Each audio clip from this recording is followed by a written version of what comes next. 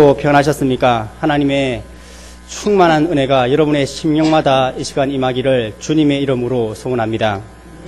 성경의 수많은 인물들마다 그 인물들이 대표하는 단어들이 다 있습니다.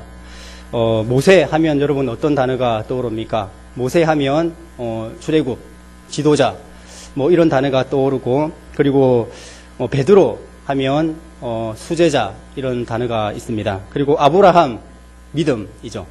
그리고 다윗 하면 순종, 이런 인물들마다 대표하는 상징하는 단어들이 다 있다는 것입니다. 여호수아를 상징하는 단어는 무엇이 있을까요? 저희 초등부 애들에게 이렇게 물어보니까 여호수아를 상징하는 단어가 뭐가 있을까 이렇게 물어보니까 우리 아이들이 조수아요 막 이렇게 그러더라고요. 네, 조수아는 저희 초등부에 아주 잘생기고 똑똑한 남학생입니다. 제가 여호수아를 생각하면 어떤 단어가 떠오를까 생각을 하다가 승리라는 단어가 떠올랐습니다. 오늘 여호수아서의 말씀을 통해서 믿음의 자리에 굳게 서서 승리하는 저와 여러분 되시기를 소원합니다. 여호수아가 지도자가 된 다음에 하나님께서 제일 처음 주신 사명이 무엇이냐면 요단강을 건너는 것이었습니다. 하나님께서 모세를 통해서 출애굽을 하고 또 광야를 지나서 그 가나안 땅 앞까지 인도하는 것이 모세의 그 사명이었습니다. 그런데 그리고 그 다음에 지도자가 이어서 된 여호수아의 사명은 가나안 땅을 들어가서 정복하는 것이 여호수아의 사명이었습니다. 오늘 이 흐르고 있는 요단강 앞에 제사장들의 발이 들어선 순간에 그 요단강이 끊기고 그 끊긴 갈라진 길을 통해서 이스라엘의 온 이스라엘 백성들이 건너가는 이야기가 여호수아서 3장에 기록되어 있습니다. 그리고 나서 하나님은 여호수아에게 아주 특별한 독특한 명령을 하나 내리십니다. 그게 무엇이냐면 그 갈라진 그 물이 멈춰선 곳에 가서 돌 12개를 가지고 오라는 것입니다. 그리고 너희 숙소에 보관하라는 것입니다. 그리고 너희 후손들이 그것이 무엇이냐고 물으면 하나님께서 요단강을 건너게 하신 것을 기념하기 위해서 그것을 두신 것입니다. 하나님은 우리에게 의미 없는 행동을 요구하신 적이 없으십니다. 왜 하나님께서는 12개의 돌을 취하라고 이렇게 말씀을 하셨을까요?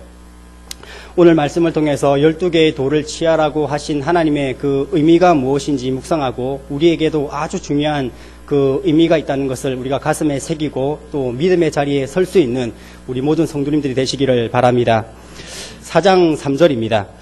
제가 읽겠습니다. 그들에게 명령하여 이르기를 요단 가운데 제사장들의 발이 굳게 선 그곳에서 돌 12를 택하여, 하나님이 돌 12를 취하라고 그럴 때 강에 아무 데서나 가서 돌을 취하라고 말씀하신 것이 아니라 요단강 한가운데, 이 말은 무슨 말이냐면 이 시기는 곡식을 거둘 때라고 성경이 말하고 있습니다. 곡식을 거둘 때는 물이 굉장히 많았습니다. 물이 이렇게 넘치는 정도까지 굉장히 물이 많았습니다. 그런데 그 물이 멈췄어요. 섰습니다. 그리고 물벽을 이루고 많은 땅을 지나가는데 그 한가운데 제사장이 서는 것입니다. 제사장이 서는 그 제사장의 굳건하게 선 발에 있는 그 밑에 있는 그 돌을 가서 취하라는 것입니다. 왜 하나님께서는 제사장들의 발에 굳게 선 그 자리에서 돌을 취하라고 여러분 하신 것일까요? 그 의미가 무엇일까요? 여러분, 제사장들은 언약궤를 메고 강에 딱 발이 잠겼을 때 강물이 딱 멈추기 시작했습니다. 그리고 물벽이 이루는데, 물벽은 사람의 여러 길이 될 정도로 굉장히 깊었습니다. 물살도 굉장히 셌습니다. 근데 이 벽이 제사장들이 들어가는 순간에 이렇게 멈춰서는 것입니다. 그러면서 이 이스라엘 온 백성이 건너기 시작하는데 남자 장정수만 몇 명이냐면 60만. 모두 합치면 약 200만 명 가까이 되는 그 수많은 사람들이 지나갈 때까지 이 제사장들이 서 있는 것입니다. 여러분, 거기가 안전한 자리입니까? 위험한 자리입니까? 얼마나 무서운 자리인지 모릅니다. 그 자리는 하나님의 말씀이 이렇게 해서 사람들이 지나가게 될 것이다 하는 하나님의 말씀이 정말로 이루어질 것을 확실히 믿는 믿음을 가지고 있어야 서 있을 수 있는 자리가 바로 그 자리라는 것입니다. 그 자리는 순종의 자리이고 믿음의 자리인 줄로 믿습니다. 하나님의 약속하신 말씀을 진짜로 믿고 확신한 사람만 서 있는 것입니다.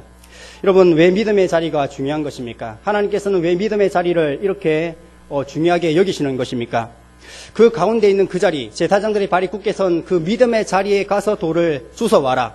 왜 중요하냐면 여러분, 온 이스라엘 백성들이 요단강 앞에 갔을 때 그 요단강을 어떻게 건널지 이스라엘 백성들이 계획을 가지고 있었습니까? 안 가지고 있었습니까? 가지고 있지 않았습니다. 그런데 이스라엘 온 백성들을 지금까지 그들의 인생을, 그들의 삶을 인도해낸 하나님은 계획을 가지고 있었습니다. 하나님은 계획을 가지고 계셨어요. 그런데 하나님께서는 그 계획을 언제 열어주시느냐면 제사장들이 믿음의 자리에 서 있을 때 그 길을 열어주신다는 것입니다. 믿음의 자리가 왜 중요하냐? 믿음의 자리에 서 있으면 하나님이 우리에게 주시기로 약속하셨던 그런 계획과 응답과 약속의 문을 열어주신다는 것입니다. 저와 여러분의 인생을 살아가는 동안 믿음을 지켜야 될 때 이런 믿음의 자리에 서 있으시기를 바랍니다. 그러면 그때 하나님이 우리에게 약속해 놓으신, 예배해 놓으신 하나님의 축복과 하나님의 약속과 하나님의 응답이, 하나님의 계획을, 그 문을 열어가지고 우리에게 주실 줄로 믿습니다. 저와 여러분이 이 땅을 살아가는 동안 아무데나 서는 것이 아니라 내가 믿음의 자리에 설 때 하나님의 응답의 문을 열어주시는데 바로 그 자리에 우리가 서 있으라는 것입니다. 바로 그 자리. 우리가 인생의 어떤 어려움을 만났을 때든지 하나님이 우리에게 인생의 문을 열어주시는 그 자리에 서 있으시기를 바랍니다. 오늘 첫 번째 메시지는 하나님의 응답의 문을 열어주시는 믿음의 자리에 서 있는 사람이 되라는 것입니다. 하나님은 우리 한 사람 한 사람이 믿음의 사람이 되기를 원하십니다. 그 믿음의 사람이 될 때 하나님은 그 사람에게 하나님이 계획하신 약속의 축복의 문을 열어주실 줄로 믿습니다. 성경에 혈병을 앓던 여인이 어느 날 예수님이 우리 마을로 지나간다는 얘기를 듣고 이 혈증 앓던 여인이 예수님을 만나기 위해서 갑니다. 옷자락만 붙들어도 내가 앓고 있는 이 병이 낫겠다라는 믿음을 가지고 붙들었습니다. 12년 동안 아무리 돈을 써도 안 나았습니다. 그 옷자락을 붙잡는 순간에 성경은 이렇게 기록하고 있습니다. 그의 혈루증이 즉시 그쳤더라. 이 성경을 하나님의 계획이라는 관점에서, 예수님의 관점에서 이 성경을 다시 보면 하나님은 우리 중에 12년 동안 병을 앓고 있는 분이 누군지 알고 있었습니다. 그래서 예수님은 그 사람이 사는 마을로, 동네로 지나가기로 결정을 하고 지나가십니다. 그래서 예수님은 그 여자가 오늘 나를 만나서 병이 나을 거라는 것을 알고 계셨어요. 그래서 이런 특별한 계획을 가지고 있었습니다. 그런데 하나님은, 예수님은 이 계획을 열지 않으셨습니다. 언제까지요? 그 여인이 옷자락을 붙잡을 때까지. 우리 모든 사람에게 하나님은 하나님의 계획을 가지고, 응답을 가지고, 약속을 가지고 우리를 지나가고 계십니다. 여러분, 어려운 일들을 만날 때마다 그런 믿음의 자리에 우리가 들어갈 때 하나님은 여러분들을 향한, 여러분들의 가정을 향한 하나님의 약속과 축복과 응답의 문은 열리게 될 줄로 믿습니다. 그래서 하나님은 이스라엘 백성들에게 아무 데서나 그 돌을 주워오지 말라고 하십니다. 제사장들의 발이 굳게 선 자리에서, 다시 말하면 믿음의 자리에 굳게 선 자리에서 돌을 취하라는 것입니다. 그 돌을 보면서 기념하되 우리의 선조들의, 부모님들의 믿음을 보면서 너희도 그 믿음의 자리 위에 서 있으라는 것입니다. 여러분, 자녀에게, 후손에게 무엇을 주길 원하십니까? 무엇을 입혀주길 원하십니까? 야곱은 12아들이 있었는데 12아들 중에 가장 사랑한 아들이 요셉을 너무나 끔찍하게 사랑했습니다. 이 요셉의 인생을 보면, 그가 입었던 옷을 보면 요셉의 인생은 깔끔하게 정리가 됩니다. 요셉이 평생에 입었던 옷은, 첫 번째 옷은 채색 옷입니다. 이 채색 옷은 아버지가 그렇게 입혀주고 싶었던 옷이었습니다. 그러나 그 옷은 누군가가 벗겨버리고 찢어버립니다. 여러분, 우리는 우리 자녀들이 이 옷을 입고 이 옷을 가지고 또 그런 자리에 가서 평생 그렇게 살기를 우리는 원합니다. 그런데 그 옷을 찢어버리는 사람이 반드시 있다는 것입니다. 요셉은 찢김을 당했습니다. 그리고 미디안에 팔려서 노예로 팔려가서 이 요셉이 입었던 두 번째 옷은 노예 옷을 입습니다. 그리고 세 번째 옷은 관리인의 옷, 보디발의 집에 가서 보디발이 자기의 온 집을 평생도록 관리하기를 원했습니다. 그런데 보디발의 아내가 그 옷을 벗겨버립니다. 네 번째로 요셉이 입었던 옷은 감옥에 가서 죄수 옷을 입습니다. 그리고 그 다음에 입은 옷이 무엇이냐면, 여러분이 잘 아시는 것처럼 꿈을 해석하고 제국의 총리가 됩니다. 요셉이 입은 마지막 다섯 번째 옷이 무엇이냐면 총리의 옷입니다. 여러분, 이 총리의 옷을 벗긴 사람이 있을까요, 없을까요? 성경의 창세기에 벗긴 사람이 있다고 기록해 놓았을까요? 아닐까요? 여러분, 이 총리의 옷을 벗긴 사람은 아무도 없습니다. 왜 여러분 이 총리의 옷을 벗긴 사람이 없는 줄 여러분 아십니까? 이 옷은 하나님이 입혀주신 옷이기 때문입니다. 하나님이 입혀주신 옷을 입을 때 이 세상에서 우리를 벗길 자가 없을 줄로 믿습니다. 여러분, 사랑하는 자녀들에게 내가 꿈꾸는 옷을 입히는 것이 아니라 우리 자녀들을 향한 하나님의 옷이 무엇인지 꿈꾸고 그 옷을 입을 수 있도록 우리 자녀들을 도와주는 믿음의 부모님들이 되시기를 주님의 이름으로 부탁드립니다. 다시 본문 말씀을 보겠습니다. 4장 6절 7절입니다. 이것이 너희 중에 표징이 되리라. 후일에 너희의 자손들이 물어 이르되 이 돌들은 무슨 뜻이냐 하거든. 7절 그들에게 이르기를 요단물이 여호와의 언약궤 앞에서 끊어졌나니. 요단 강물이 여호와의 뭐 앞에서 끊어졌냐면 언약궤 앞에서 끊어졌습니다. 여호와의 언약궤에 가니까 요단 강물이 끊어졌다는 것입니다. 이 성경이 말하려고 하는 것이 무엇이냐면 누가 요단 강물을 멈출 수 있는가 하라는 것입니다. 여러분, 요단 강물을 멈출 수 있는 것은 강을 창조하신 분밖에 없습니다. 이 요단 강물, 이 강을 멈출 수 있는 능력은 어디로부터 오는가? 여러분, 언약궤가 뭐냐면 모세에게 하나님이 주신 건데 하나님의 성막 지성소 안에 보관을 했습니다. 왜 지성소 안에 보관을 한 그 이유가 무엇이냐면 그 지성소 안에는 아무나 못 들어갑니다. 누가 확 들어가면 죽습니다. 왜냐하면 그곳은 하나님의 임재가 있는 곳이었기 때문입니다. 그래서 언약궤가 상징하는 것이 무엇이냐면 하나님의 임재를 상징하는 것입니다. 그렇다면 능력은, 강물을 멈추는 능력은 하나님으로부터 왔기 때문에 성경은 어떻게 기록하고 있냐면 언약궤가 왔을 때 강물이 멈췄다고 그렇게 기록해 놓은 것입니다.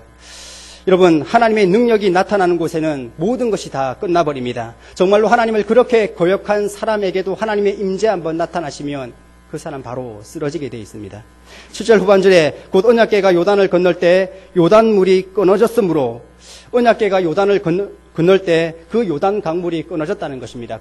그리고 그 끊어진 자리에 가서 돌을 치라고 그리고 그것을 기념하라고 하는 것입니다. 그런데 그 요단 강물이 끊어지는 실제적인 그런 계획을 하실 때는 언약궤가 갔을 때 강물이 끊어졌다라고 기록을 하지 않고 이렇게 기록해 놓았습니다. 3장을 보겠습니다. 3장 13절에 온 땅의 주 여호와를 개는 맨 제사장들의 발바닥이 요단 물을 밟고 멈추면 누구의 발이라고 되어 있냐면 제사장의 발이라고 되어 있습니다.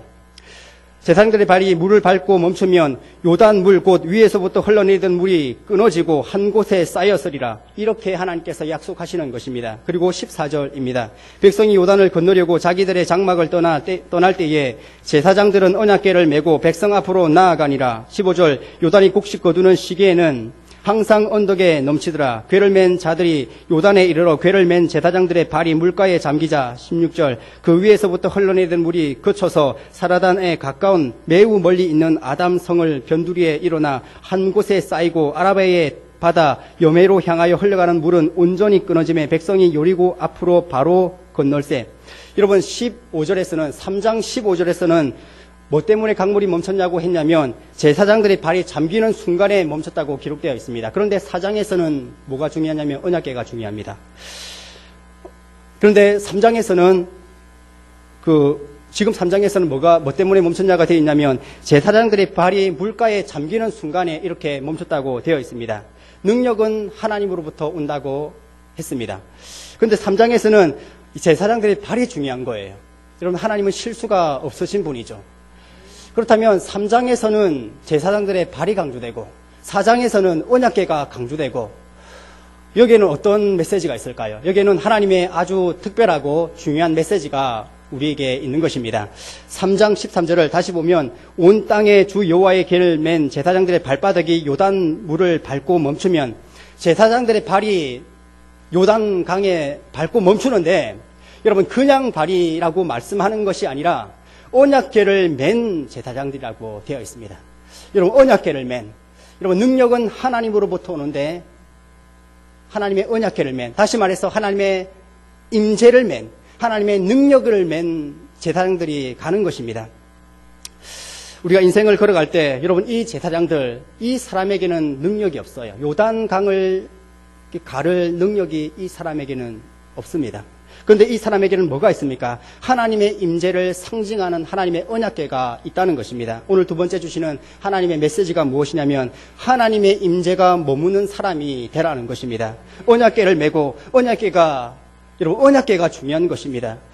주님은 우리와 함께하길 원하십니다. 여러분 하나님의 임재와 함께 다니십니까? 아니면 혼자 다니십니까? 인간 김용식, 인간 여러분이 다니시면 하나님이 하시고 싶은 일들은 일어나지 않습니다. 그러나 우리가 하나님의 임재를 메고 따르면 하나님이 하실 수 있는 일이 우리를 통해서 일어난다는 것입니다. 저와 여러분의 인생에 하나님의 임재가 머무르는 그런 삶을 살아가시기를 바랍니다. 성경에 하나님의 임재가 있는 일이 있습니다. 하나님의 임재가 머무는 사람이 되려면 첫 번째로 하나님을 진심으로 사랑하는 사람에게 하나님의 임재가 머문다는 것입니다. 다니엘은 바벨론 포로로 끌려갔습니다. 그는 하나님을 너무나 진심으로 사랑한 사람이었습니다. 황관장이 주는 그 음식 진수성찬도 거절했습니다. 하루에 3번씩 창문을 열고 또 기도까지 했습니다. 사람들이 다니엘을 잡으려고 느부갓네살 왕에게 우리 우상신에게 절을 하지 않고 다른 신에게 기도하고 절을 하는 사람을 잡아 죽이십시오라고 했을 때 느부갓네살 왕이 사인을 했습니다.